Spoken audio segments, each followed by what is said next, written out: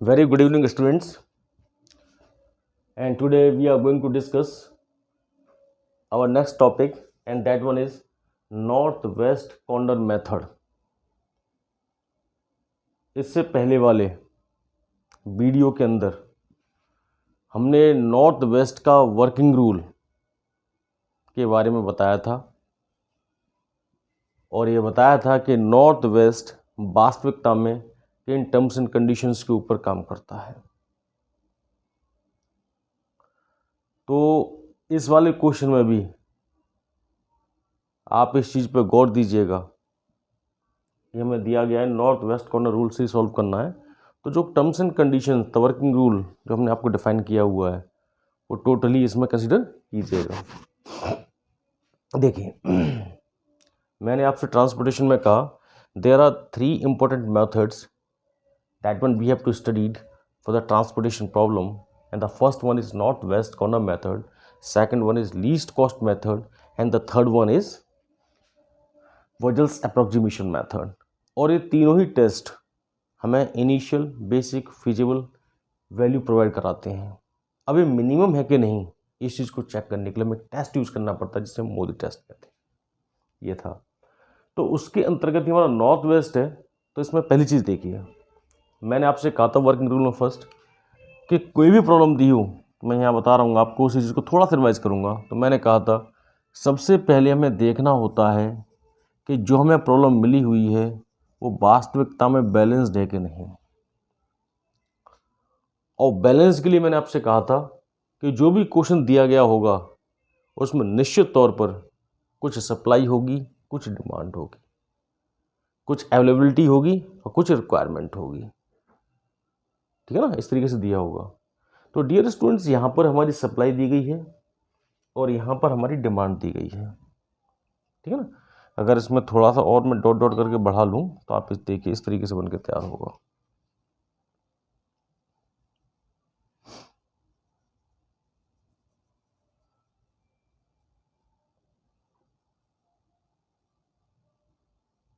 ठीक है ना, अगर इसमें इसको ऐसा बढ़ाता हूँ तो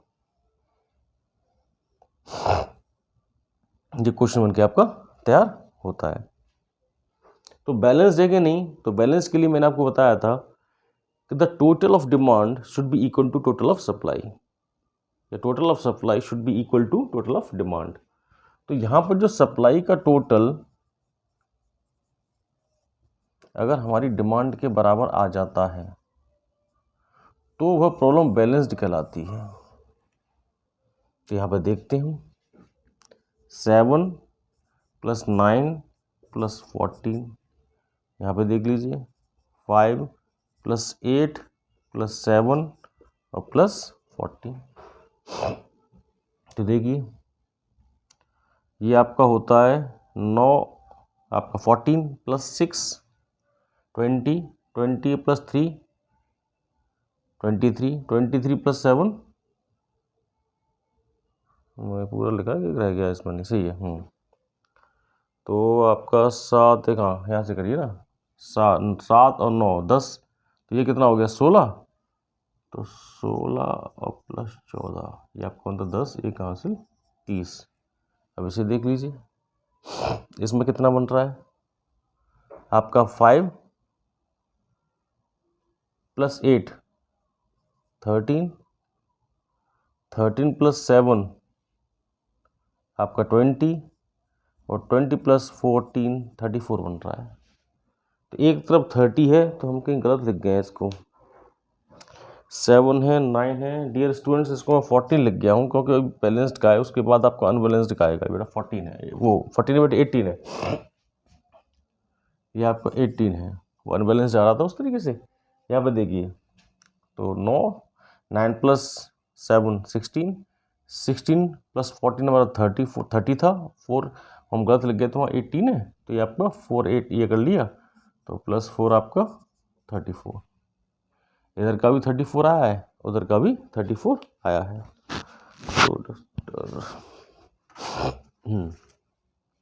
ठीक है ना, तो ये चीज़ हमने यहाँ से निकाल ली।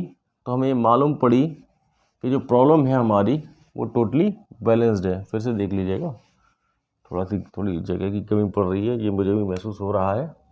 देखिए 7 + 9 + 18 और यहाँ से आपका 5 + 8 + 7 + 14, इन सबको ऐड किया तो आपका 16 + 18 है ना,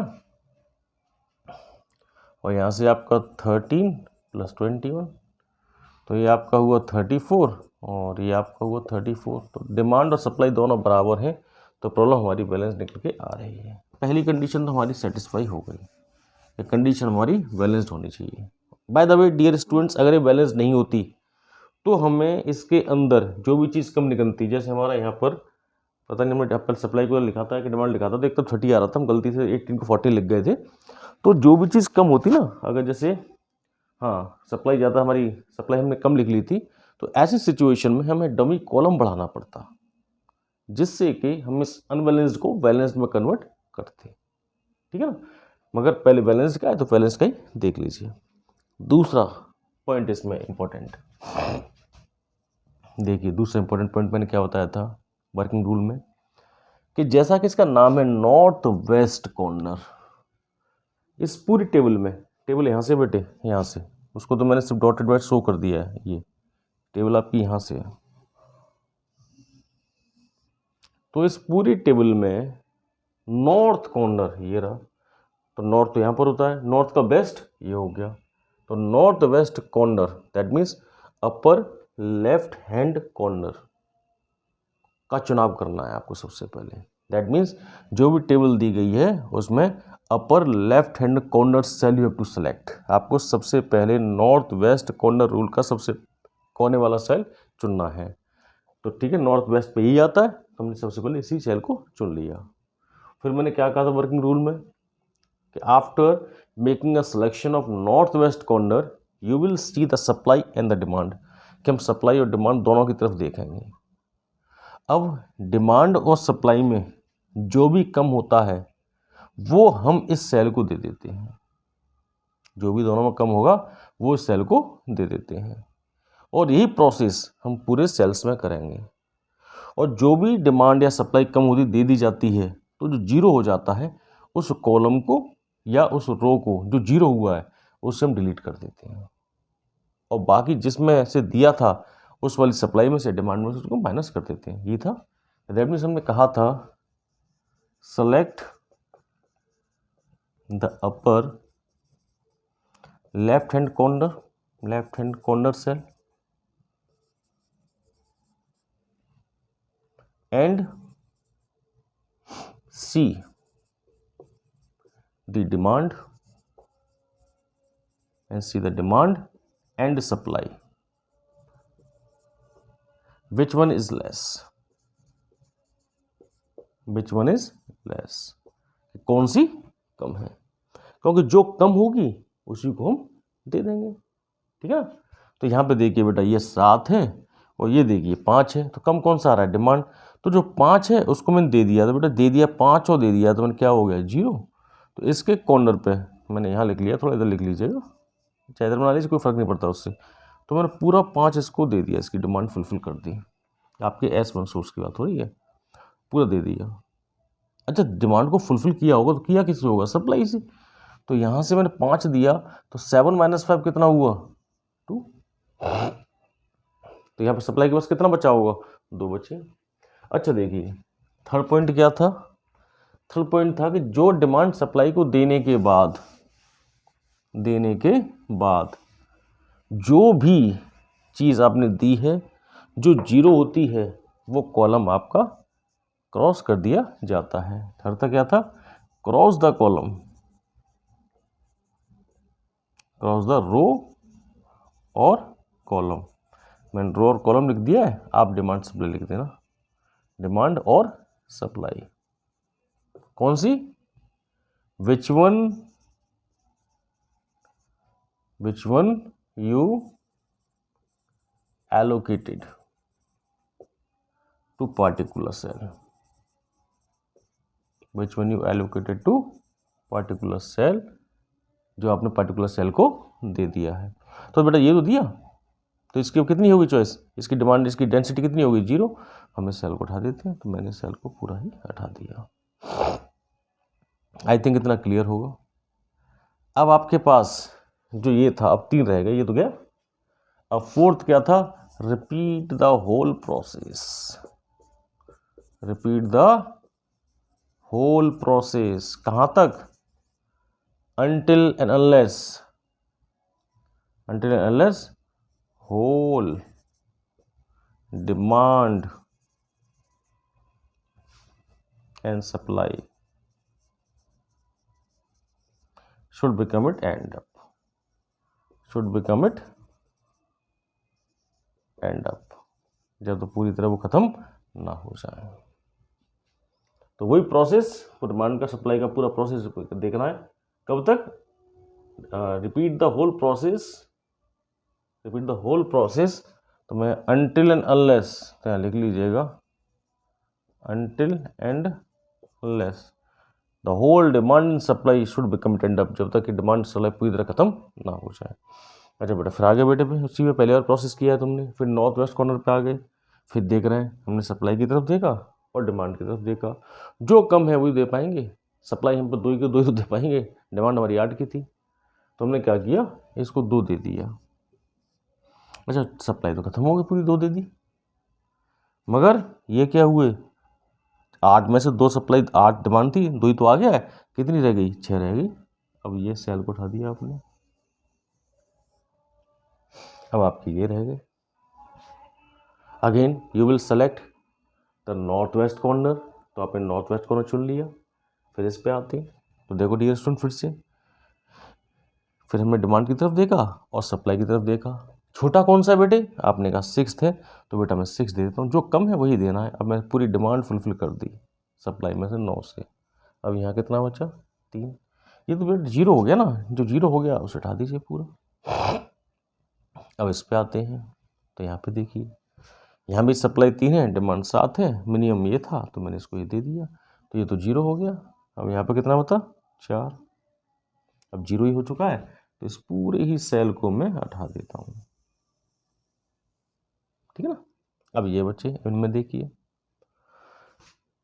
सप्लाई है 18, डिमांड है 4, तो मैंने इसे 4 दे दिया, तो 4 दिया तो बेटा ये तो 0 हो गया, तो 0 हुआ तो पूरा सेल मैंने हटा दिया। और यहाँ पे कितना हुआ, 40। अब यहाँ पे आ जाइए, डिमांड भी 14 है, सप्लाई भी 14 है, तो बेटा देखो ये चीज़ कंफर्म करता है कि आपकी टोटल डिमांड और टोटल सप्लाई दोनों बराबर आ रहे हैं। दैट मीन्स आपने परफेक्ट एलोकेशन किया है, कोई गलती नहीं की है। अब आप देखेंगे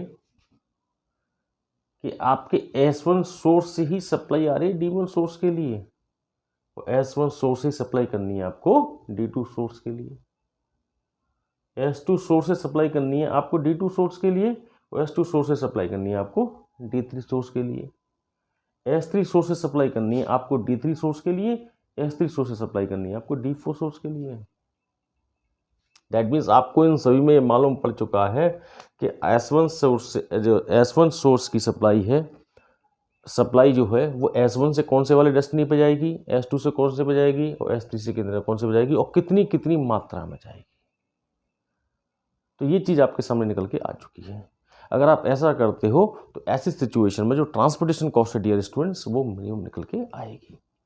so this one is a method of calculating a transportation cost by considering the cost of each and every cell on a reference of demand and supply, and the whole structure has been committed out from this particular source.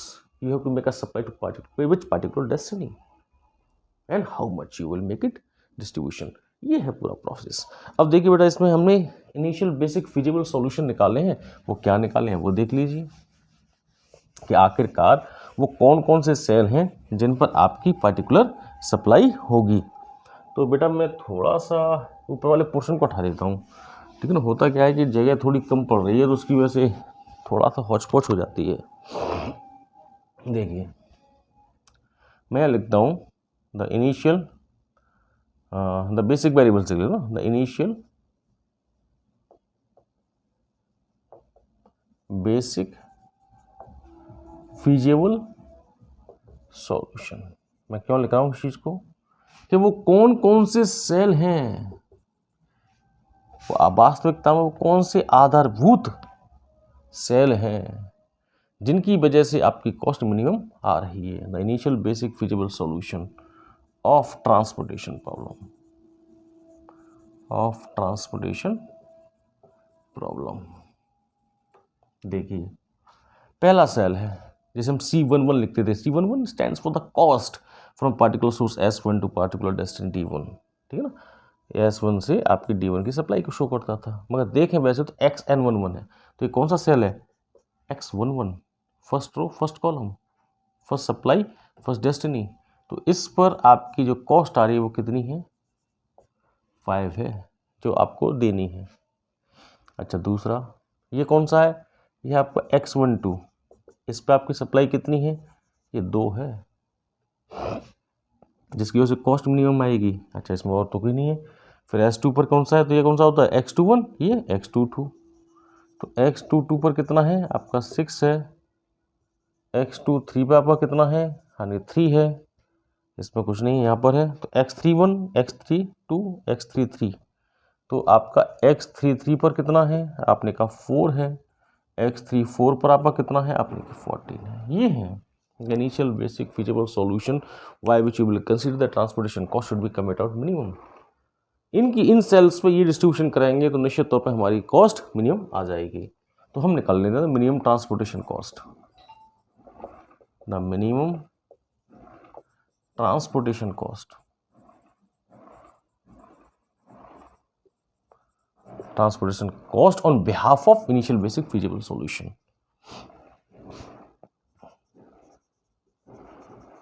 On behalf of initial basic feasible solution क्या है ये देखिए, मैं यहाँ लिख रहा हूँ बेटे, फिर लास्ट में थोड़ा सा मिटा के कर लेंगे, ठीक है ना। क्या आ रहा है? तो ये आया था आपका 5X11, इसमें वास्तविकता में कॉस्ट कितनी थी? 19 प्लस ये कितना है? 2, वास्तविक कॉस्ट कितनी थी? 30 प्लस 6 है, 6 वास्तविक कॉस्ट कितनी थी? 30 प्लस 3 वास्तविक कॉस्ट कितनी थी? 40, इस पर प्लस 4 वास्तविक कॉस्ट कितनी थी? 70 प्लस 14 वास्तविक कॉस्ट कितनी थी? 20। ये है। चलो बेटे निकाल लेते हैं जरा इसको।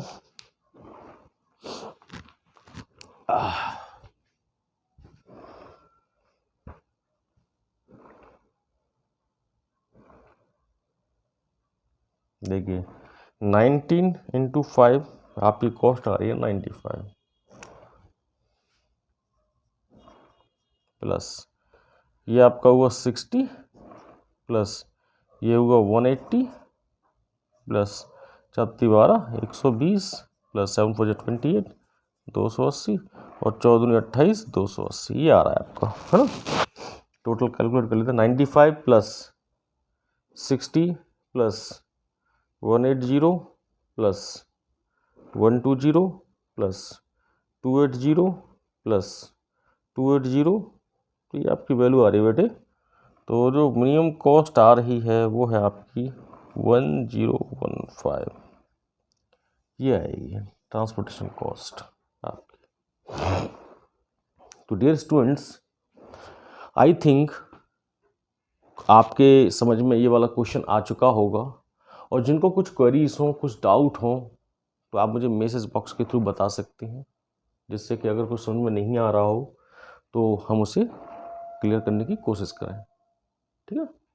तो dear students, before we are going, आप इसका स्क्रीनशॉट जरूर ले लीजिएगा। Before we are going to run this particular portion start the another one, तो आप इसे स्क्रीनशॉट ले लीजिए।